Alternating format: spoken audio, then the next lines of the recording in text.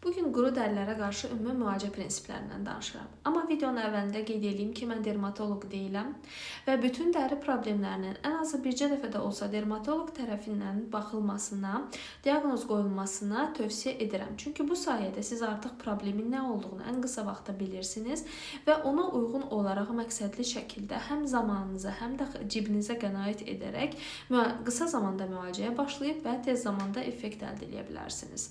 İndi isə keçək ümumi müalicə prinsiplərinə. Öncəki videolarda qeyd elədim ki, dərimiz hansı səbəblərdən quruya bilər.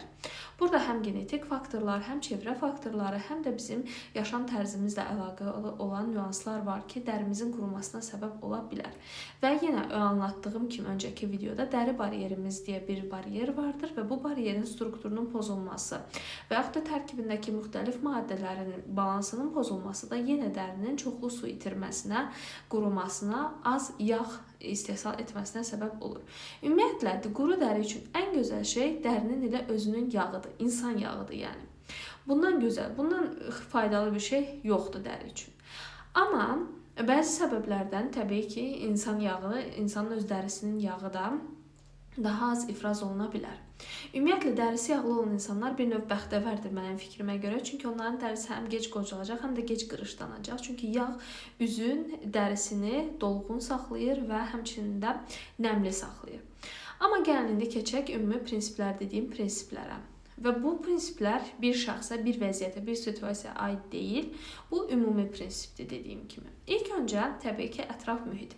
Ətraf mühit dedikdə, məsələn, çox vaxtınızı keçirdiyiniz otağın temperaturu və yaxud da çöldəsinizsə şaxta, külək, yaxud da tez-tez yüksək temperaturlu vannalar qəbul edirsə, bütün bunlar dərinizin bariyerini poza bilər və onun tez qurumasına gətirib çıxara bilər. Buna görə də bu faktorları nizamlamaq çox önəmlidir. İkincisi, üzün təmizlənməsi. Əgər üzünüzü təmizləyirsinizsə, bu zaman aqressiv maddələr, tinzitlər adını verdiyimiz irita edəcək, yəni üz bariyerini dayıca da dağıdan, dayıca da pozan məhsullardan uzaq olmaq lazımdır və pH-ı 5.5 olan məhsullarla üzün yuyulması tövsiyə olunur və bunun da tərkibində dediyim kimi natrium lauril sulfat, yəni SLS formasında yazılan maddə. İkinci nüansımız bariyeri, üz dərisinin bariyerini möhkəmləndirməkdir. Bunun üçün özündə nəmi saxlayan maddələrin olduğu məhsullardan istifadə edə bilərik. Bu maddələr urea, gliserin kimi maddələrdir və həmçinin də hialuron turşusu kimi və digər tərəfdən paralel olaraq da yağ özündə üzə lazım olan yağı, lipid dediyimiz həmin maddəni saxlayan maddələr, məsələn seramidlər və yaxud da ki sfingolipid adlandırılan maddələrin olduğu məhsullardan istifadə etmək tövsiyə olunur.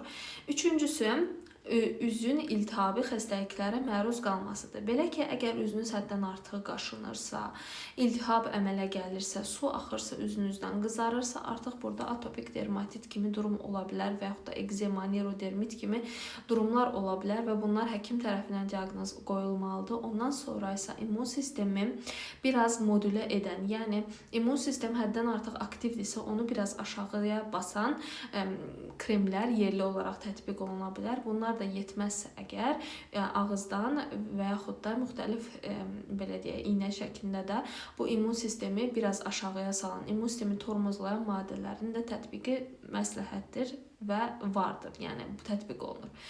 Növbəti mərhələ qaşınmadır. Əgər üz dəriniz quruluqdan qaşınırsa, bu zaman artıq o qaşınma əleyhinə olan maddələrin tərkibində olan məhsullardan istifadə məsləhət görülür. Polidokanol məsələn tərkibli maddələrdən, kremlərdən istifadə oluna bilər və sonuncu önəmli nüanslardan biri də günəşdən qorunmadır. Günəşdən qorunma çox önəmlidir. Çünki əgər üzünüzdə iltihabi proses varsa, üzünüz tez qızarırsa və məsələn qaşınırsa çox, günəş bəzi durumlarda bunu daha da iritə eləyə bilər. Məsələn, hətta bəzi xəstəliklər vardır ki, direkt olaraq günəş şüaları, ultraviolet dediyimiz ultrabənövşəyi şüalar həmin nahiyələrə təsir göstərib dəri xəstəliklərinin daha da aqressivləşməsinə gətirib çıxara bilər. Buna görə də gündən qorunma da önəmlidir. Belə, bu gün sizə ümumi prinsiplərdən danışdım qorunmuş dəri üçün, ancaq bu hər hansı bir şəxsə aid deyil, ümumi danışıqdır.